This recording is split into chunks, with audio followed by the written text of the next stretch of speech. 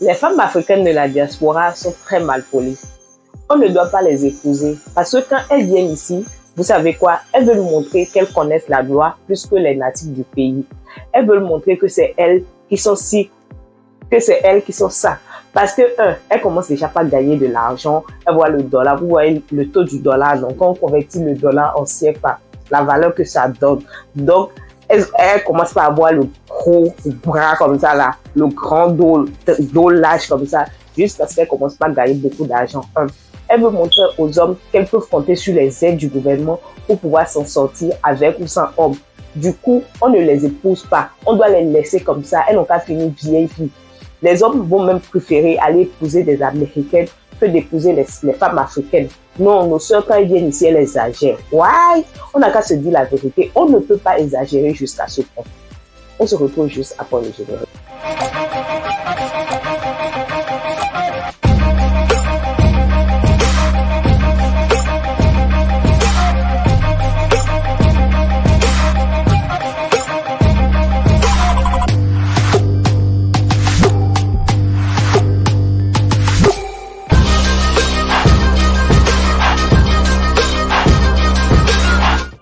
Bonjour chers amis internautes et encore une fois de plus, bienvenue dans Parlons de la diaspora.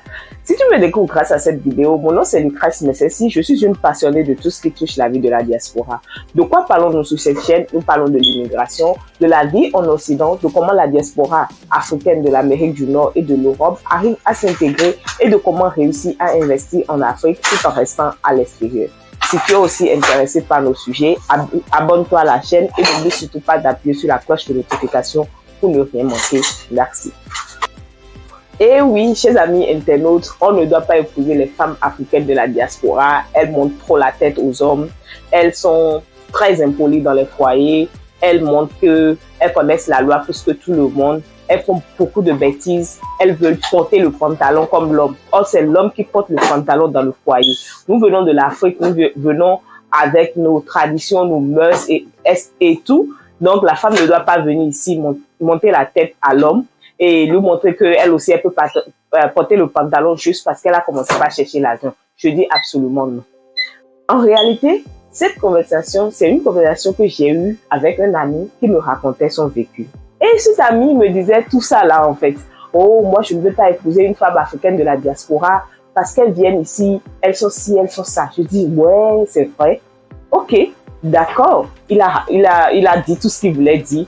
Et j'ai fait une petite analyse avec le vécu au quotidien d'une femme africaine de la diaspora qui m'a raconté aussi son histoire. Qu'est-ce que cette femme de la diaspora fait? Elle est mariée, elle a 2 enfants, elle vit avec son mari. Elle me dit que le matin, elle se réveille, elle doit apprêter les enfants pour l'école, préparer leur petit déjeuner, aller les déposer à l'école avant de tout faire pour être aussi au boulot très tôt pour ne pas être en retard. Après le boulot, elle doit aller chercher les enfants, rentrer à la maison, s'occuper des enfants, préparer le dîner et la nuit aussi satisfaire les besoins de monsieur.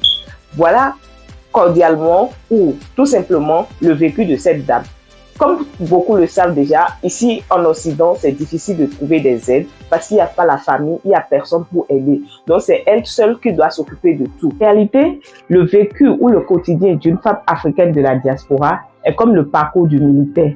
Elle doit se réveiller le matin, laver les enfants, les apprêter, préparer le petit déjeuner, aller les déposer à l'école, courir rapidement pour aller chercher le train, aller au boulot, travailler, finir le boulot, aller chercher les enfants, les ramener à la maison, préparer le dîner, la nuit satisfaire monsieur, travailler pour participer financièrement aux besoins de la famille, pour l'épanouissement de la famille, penser à sa famille qui est au pays, qui est restée au pays parce que c'est dernière qui compte sur elle pour pouvoir acheter par exemple les médicaments d'un parent qui est malade, prendre soin de l'enfant d'une cousine qui doit aller à l'école, etc.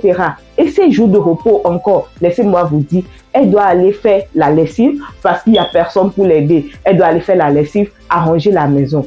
Donc, il faut que les hommes arrêtent de penser que les femmes africaines de la diaspora sont impolies, qu'elles sont si elles sont ça, ils doivent normalement essayer de les aider.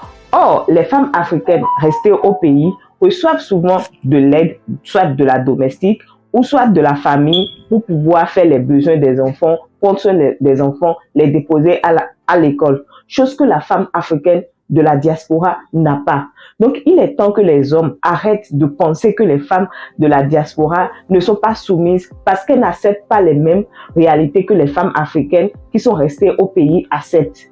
Il est temps que les hommes pensent réellement et agissent comme quoi leurs femmes sont leurs partenaires et que les deux sont ensemble là pour réussir.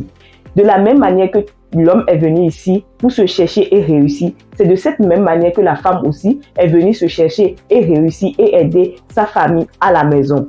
Donc, elle ne peut pas être seulement en train de gérer ce stress, d'abord d'être la seule à gérer tout ce qu'il faut gérer et maintenant gérer le stress du fait qu'il faut envoyer de l'argent pour la famille au pays et maintenant supporter encore un homme qui devait être normalement un soutien moral pour elle.